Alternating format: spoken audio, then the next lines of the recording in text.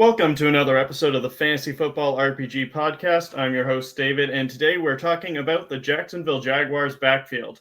Maybe the most convoluted backfield in all of football as of this posting. First-year head coach Liam Cohen made some news today when he said that Travis Etienne was expected to be the Jaguars' top running back. However, he then kind of contradicted that by saying, quote, Etienne will take quote, a bit of a backseat as a rusher as the team's running game and his receiving ability evolve. So he's the starting running back, but also he's not going to be playing as much. Thanks, Liam. That's super helpful. So let's take a look at that quote, see what we can expect from these three guys. Because right now, Travis Etienne, first-round pick, starter from last year, had a bad year. Tank Bigsby, third-round pick 2 seasons ago, had a terrible rookie season, but came on strong last year, was really the best back in that backfield. And then rookie Bhayshul Tuten. He's the only one drafted by the current regime, but he's a 4th-round pick. How much do you want to trust that? So let's dive into it. First off, we're going to start with the big guy everyone knows, Travis Etienne. As I mentioned before, first-round pick in the 2021 NFL Draft. He missed his whole rookie season with an injury, the Urban Meyer year, came back strong in 2022, had a 1,000-yard rushing season. 2023, he did it again. Now, 2022, he was legitimately great, not taking anything from him. 2023, pretty much every advanced metric out there, and even the traditional ones like yards per carry, said he was getting by on volume and volume alone. He wasn't very good on a per-touch basis. Well, that came back to bite him in 2024. Last year, he finished with just 558 rushing yards and 2 touchdowns on 150 carries. That's 3.7 yards per attempt. You don't need me to tell you that's bad. And frankly, the advanced numbers weren't any better. He finished with a 62.8 PFF rushing grade, which ranked 54th out of 59 eligible running backs. Again, not great. The one thing he did do well, though, was a pass catcher. He caught 39 receptions for 254 yards, which isn't anything to write home about, but it's solid. But what is impressive was his 70.7 receiving grade. Now, based on Cohen's comments here, it sounds like he wants Etienne to be the pass-catching back in this offense.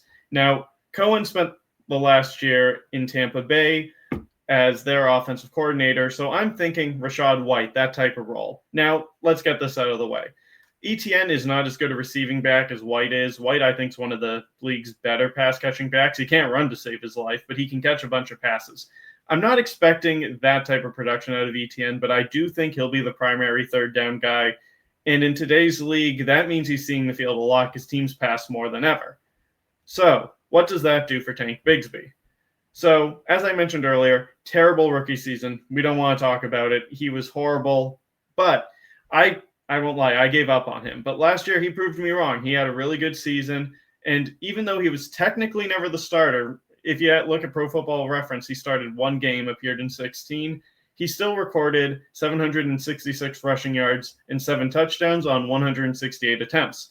Those are good numbers. He finished the year as the RB36, despite needing some time to get into the lineup earn more regular playing time, and having Mac Jones as his quarterback for the back half of the year. He has a better coach now, a healthy Trevor Lawrence, and if these were the only 2 guys in Jacksonville's backfield, I'd say Bigsby would be the one you want to go after because he has the more sure role. He's the better player, in my humble opinion, and he looked a lot better last year. However, Bhayshul Tuten kind of throws everything for a loop. He's the only one selected by the current regime. Liam Cohen likes the guy. He's a 4th-round pick, which normally means I'm not expecting much as a rookie. However, he was the 2nd pick of the 4th round, which is pretty much as close to being a day 2 pick as you can possibly be. And he was also a 4th-round pick in a very stacked running back class. If he had come out 1 year earlier, which I don't know why he didn't, he had eligibility to do that. In last year's class, he's probably a 3rd-round pick, maybe even the 2nd or 3rd running back off the board. So if you want to squint real hard, say there is a way to say Tuten's better than his 4th-round draft capital would be. In terms of what he brings on the field, it's kind of a mix of Etienne and Bigsby, which is painting with a broad brush.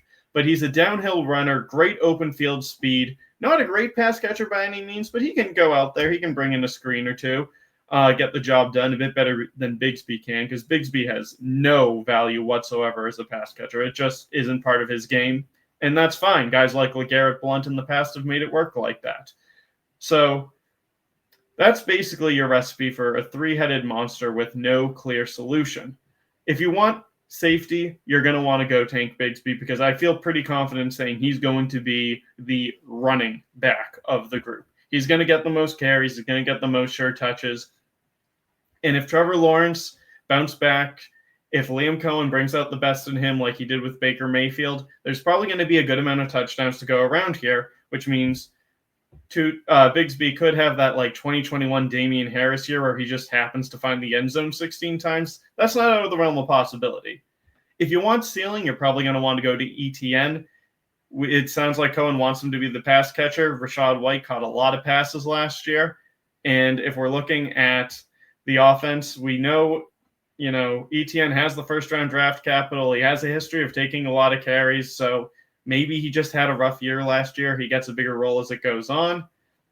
Tuten, look, I can't really get into investing all that much in a fourth-round running back, especially a rookie who hasn't done anything on a roster with two guys that have done something. Neither guy's great, but they have proven that they can play in the NFL. So I'm probably not looking for too much Tuten at price, because if we go to Fantasy Calc right now, all of these guys are pretty darn cheap. Nobody in the fantasy community knows what they want to do with any of these guys.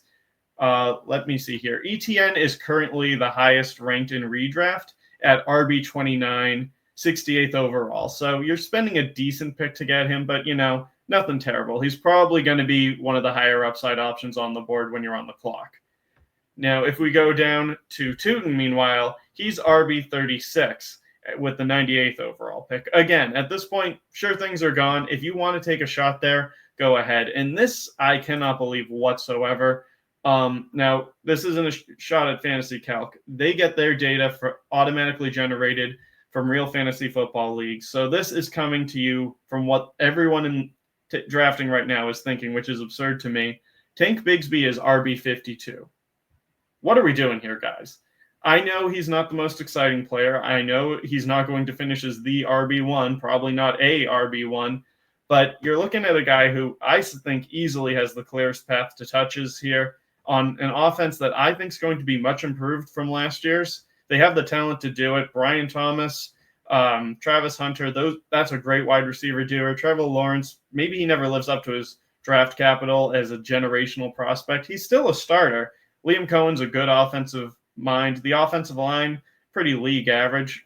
There's points to be scored here. I want good players in good offenses. Tank Bigsby fits that description, and I don't know why more people aren't going after him. Right now, at cost, he is the one I'm targeting, but all these guys are pretty good value. All of them have a pretty realistic path. If you told me any one of these three were the top running back on the team at the end of the year, it wouldn't surprise me. So in summary, if I had to go with one, I'd go with Bigsby, but they're pretty cheap, so I really don't think you can make a bad choice, but don't expect any one of them to be a superstar. It sounds like even Cohen isn't planning on running any one of these guys into the ground. It's going to be a committee. It's going to be born for fantasy, but ultimately it's probably the best choice for the team. All right, you guys, thank you so much for watching. If you enjoyed the video, please like the video, subscribe to the channel. We're hoping to reach 1,000 by the start of the regular season. We're on pace to do it, but hey, we could use your help getting there. And leave a comment down below telling me who you think is going to be the leader of Jacksonville's backfield. Thanks for the watch, guys. I'll see you next time. Thanks for listening to another episode of the Fantasy Football RPG Podcast. If you made it this far, be sure to like and subscribe. If you want to check out written content, head over to lastwordonsports.com. Don't let the goblins get you.